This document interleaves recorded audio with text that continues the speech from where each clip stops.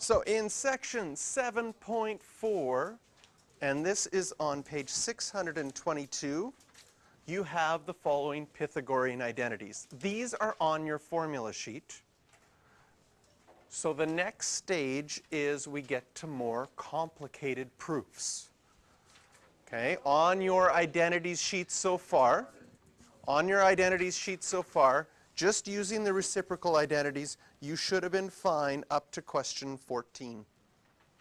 And now we're going to add new strategies that are going to help us with questions 15 and on. So, you know as a big idea that sine squared plus cos squared equals 1. That was from chapter 6. That's one of our big ideas.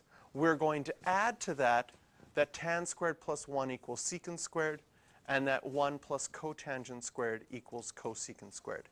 And you're allowed to use these in proofs as well to make your proofs easier.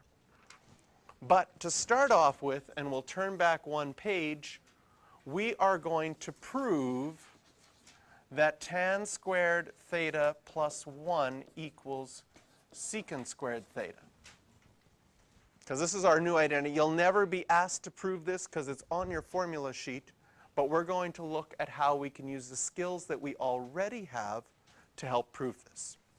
So it's a proof, so we draw our line. And since secant is 1 over cos, if you have secant squared, you could change that to 1 over cos squared. And since tan is sine over cos, you could change tan squared to sine squared over cos squared. And then we still have plus 1. So our job here is to prove this, and just like we've done before, our number one strategy is, can you write both sides as a single fraction? The right-hand side is already a single fraction. We would leave that. The left-hand side is a fraction plus a number. If I wanted to add those together, I need a common denominator. So I'm going to take my 1 and multiply it by cos squared theta over cos squared theta, because then I would have a common denominator. Now that I have a common denominator, I can add my numerators.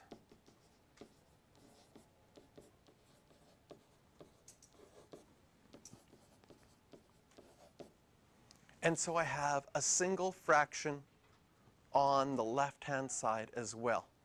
But unlike a lot of our questions so far, they're not exactly identical at this moment. On the right, I have 1 over cos squared. On the left, I have sine squared plus cos squared over cos squared. Do you see something we could do? What do you see?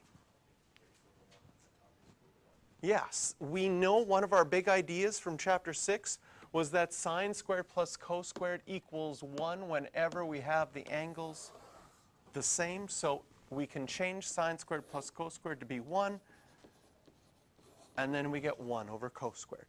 So we can say, perfect, the left side is equal to the right side. And we're done our proof. And so because sine squared plus cos squared equals 1, tan squared plus 1 equals secant squared, we could also prove that 1 plus cotangent squared is cosecant squared. But a couple of things that are important in this proof, one of them was this idea, that if you have something squared, secant squared, then it becomes 1 over cos squared. And it makes sense because if you think about secant squared being secant theta times secant theta, well, that's 1 over cos theta times 1 over cos theta. Can you see that that would be 1 over cos squared theta? And similarly with tan squared theta, you could write it as sine squared theta over cos squared theta.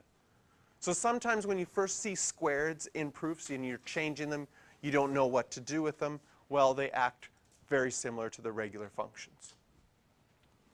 We still are using that strategy of getting a single fraction, but this time we had to use our big idea that sine squared plus cos squared is equal to 1. And so these identities are now available to you Whenever you see tan squared, you could, if you wanted to, replace it with secant squared minus 1. And they have at the bottom of the page how these things could be rearranged. So take out my highlighter. Because sine squared plus cos squared equals 1, I also know that sine squared is 1 minus cos squared, or cos squared is 1 minus sine squared. That can be done just by rearranging it in your head. Similarly, with the other ones, since tan squared plus 1 is secant squared, tan squared is 1 minus secant squared, or secant squared minus tan squared is 1. And finally, same thing happens. Simple rearrangements can be done, and that's fine.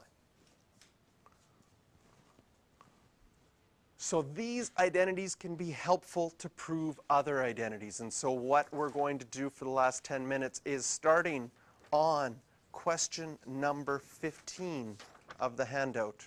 We're going to keep working with our proofs, and we're going to see how these identities come up in our proofs.